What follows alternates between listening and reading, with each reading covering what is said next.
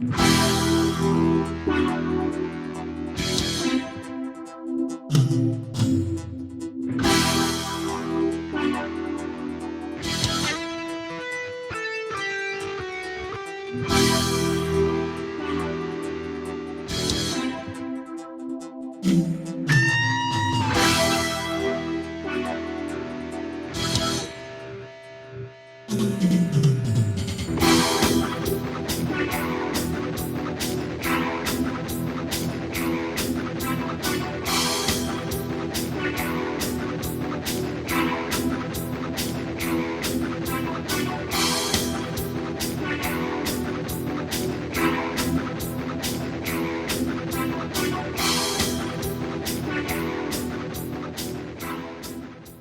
can't let us think we have. UNC students came to watch Gina Briones during the comedy club at the Winter Welcome. Students laughed it up at this year's UPC Winter Welcome event, which was the first time having a comedy club event. These events are a way for those on campus to have a great time with friends. Casey Thomas, a UPC, had this to say about the event. Every once in a while, we usually do 2 or 3 a semester, and they're under the traditional events coordinator title, which is what I am this year. And we saw Gina at NACA at a conference in California last November, and we really loved her, so we booked her. The next UPC event will take place on Monday, February 17th. Like, it really bugs me when women do that. UNC is a dog-friendly school, and Run Residence Hall is breaking the only fully aquatic animal rule. Fish are great, but nothing beats the love of man's best friend, the perfect stress reliever for a college student. Unfortunately, most schools don't allow these furry friends in their residence halls. UNC is changing that. Come next year, Lawrence Hall will be allowing small furry pets. Corey Friend, the hall director of Lawrence Hall, explains how the new policy works. So it'll only be dogs and domestic cats, and all animals or pets need to be under 40 pounds. This is a pilot program, and so we've only selected Lawrence and floors 2, 3, and 4 for next year. And part of that is just to help kind of figure out the kinks. If you're interested in living in the pet-friendly residence, or you opt into it through the Claim Your Space process, we'll actually be offering pet-friendly orientations this spring, and then several during the summer, and then we'll have one more during the fall before kind of classes begin, or as classes are beginning. That's part of our process that's required to live on the floor and to bring a pet into the hall. For more information, go to www.unco.edu/housing/current and click on the Pet Friendly Community tab.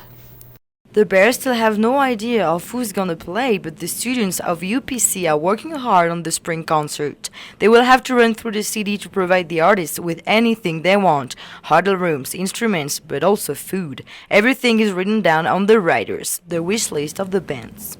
One of our bands is very specific as to if you book them on a certain day of the week, what type of dinner entree you have to provide. So, you know, if it's going to be a Monday, wherever they are in the world, wherever they have a concert going on, they're all going to be eating fish. A lot of them are really conscientious about the food, so like organic is listed a lot, and it's really interesting. They even tell you where you can buy the stuff. So our headliner is asking for Ezekiel 4-9 bread, which I've never heard of before, but it does exist. It's sold at Whole Foods. Meanwhile, the range of guests for the spring concert is shrinking. Organic lover artists to be found. If you don't already know, last month's new restaurant called Tokyo Joe's opened in the Greeley Center Place. This new Japanese restaurant promises healthy and inexpensive food along with quick service. This is a relatively new concept not popularly seen in other restaurants of this type. According to Tokyo Joe's website, you will not find anything deep fried or greasy. Customers can order their non-fried Asian cuisine online, via phone, or through Tokyo Joe's app. This restaurant menu focuses mainly on natural protein, wild seafood, and organic produce in their meals. 2 weeks ago, the students slowly filled the seats of the UNC ballroom, raring to discover the 10 finalists of UNC's Got Talent. Welcome to the 2014 UNC's Got Talent competition! And let the show begin. There was something for everyone. Pop, soul, country, ballad, magic, emotion, and a strange specimen addicted to yo-yo since high school. I remember I opened it, and like I threw it down and I was like, this is amazing. At first I started simple, like the first trick I ever learned was just like this, and then you can start expanding on it. You can do this. I learned most of them from the internet, and a couple I've just sort of done, like figured out by myself, but for the most part most of it on the internet. I was having fun being creative. Even if the audience was supportive, it was not always easy to charm the jury under so much stress. I'm joking. It is finally a folk singer that captured the judges' hearts. First place, $300 goes to. Open it. Devin Hildebrand! The deal with my parents was sports or music, and so I chose music and ended up just loving it. So I started singing my junior year of high school. I've been playing in the Denver area from about the time I graduated. Coffee shops and things like that, like local breweries and bars. And it's both a hobby and what I hope to do with my career. For the others, no tears of disappointment. The grilly version of X Factor is always a moment of sharing. We had auditions in November, and we auditioned, I want to say 35 or 40 people, and picked originally 12 of the best ones, and then unfortunately we had 2 of them drop and our alternates weren't available anymore, so we ended up with 10. But it was fine, it was still a really great show, and we had a blast. Thank you, UPC! While some people may complain about the snow, others choose to take advantage of it. Groups of people gathered at the hill by the UNC practice field to enjoy some sledding Friday afternoon. Whether you're looking for speed, big air, or just some fun with friends and family, this is the place to be. This wasn't the first time down the hill for Jeremy Hernandez and friends Chris Rizzo and Juan Lopez. It's an annual thing. Come out here and sled. You know, you guys got the best hills out here. Yeah, it's tradition, dude. Always Been out here since I was a little kid, so and my kid's out here now.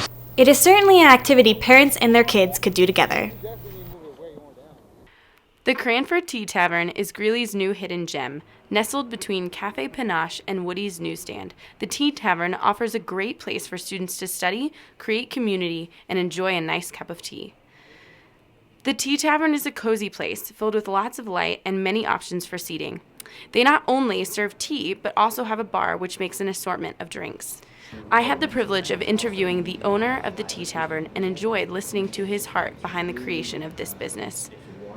The reason with the Cove is because we wanted to communicate something intimate and something nautical, because part of our theme initially was East Indian Trading Company, so like the whole tea trade. But Cove really speaks to this intimate, warm place where you can come and you can feel welcome. You know, a tavern is not a bar. A tavern is a place where community thrives and connections are made. And you and I can sit at a table and I can have a cup of tea and you can have a beer and this person over here can have a cup of soup. And we're all welcome and safe. Aaron Wooten shares the Tea Tavern partnership with Love Made Claim, a faith-based nonprofit organization focused on releasing those in the sex industry. Profit, then we believe that we're supposed to give as much as we can from this business to that. Reporting from the Cranford Tea Tavern, this is Amanda Nej with Bear News. January 16th, movie star Chris Hemsworth helped announce the nominees for the 2014 Academy Awards. The ceremony will take place on March 2nd at the Kodak Theater in Los Angeles, California. Gravity and American Hustle are the favorites with 10 nominations, followed by 12 Years a Slave with 9 and Captain Phillips with 8. In the actress category, we find Meryl Streep breaking her own record with her 18th nomination. This time is Best Actress for her role in August. Hey guys, it's Bear News meteorologist Paul Ford with a quick look at this week's 5-day forecast. Overall, looking at the week, we'll have some clear skies to start the week with some clouds rolling in later in the week, but with those clouds will bring warmer temperatures. Monday is staying pretty chilly as we're looking to max out around 27 degrees. Tuesday will warm up to a nice 39 degrees as we hit the mid-40s on Wednesday. But Thursday is when the true warm-up begins, as we'll see temperatures in the mid-50s for the first time since January 26th. And this trend should continue into Friday before reaching the near 60s this weekend. That's it for weather. Let's toss it over to Rachel Turnock with the sports.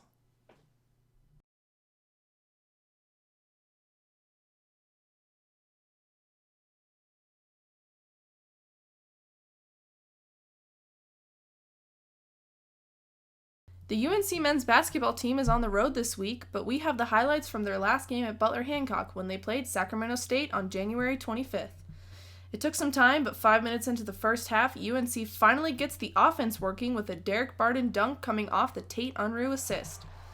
Now check out this pass by Jordan Wilson. Wilson threads the needle and dishes the nifty assist to Cody McDavis for an easy layup. McDavis would get fouled on the play and convert the free throw. Early in the second half, it's Wilson again with the nice assist, but this time Tim Huskinson is the beneficiary. UNC won over Sacramento State 72-62. The longest road game of the season is still underway for the men as they headed to the Pacific Northwest last weekend to face Portland State and Eastern Washington. Portland State handed the Bears their second Big Sky loss of the season with an 80-57 victory. It was a mile marker for senior guard Tate Unruh, scoring 2 points in the night to give him his 1,000th point. The double-double by Derek Barden, totaling 19 points and 11 rebounds, couldn't bring the Bears to win it. PSU had a 54.7 field goal percentage over UNC's 39.3. Bears continued their road trip up to Eastern Washington last Saturday for an afternoon game. Both teams managed to keep it close near the end of regulation to go into overtime. UNC shot 48.6% and 35.3% from the three. Freshman guard Jordan Wilson totaled 21 points and junior forward Tim Huskinson under him was 17. What helped EWU was guard Tyler Harvey with 38 points in the night, who also sunk in a three to bring the teams into overtime at a score of 81. EWU scored the first 2 points in OT and Unruh put down a three to bring the Bears up, but couldn't hold on, losing 94-90. The UNC women's basketball team played Portland State on January 13th to kick off a 4-game homestand. Let's see how the ladies did. The Bears looked solid from the opening tip. Here's Molly Dean spotting up behind the line and drilling the three ball. Bears lead 21-13 midway through the first half. Now in the second half, Dean gets the ball in the lane thanks to some great ball movement. Dean gets fouled and gets the bucket to go. Bears up by 20, 48-28. The senior guard led the Bears with 18 points.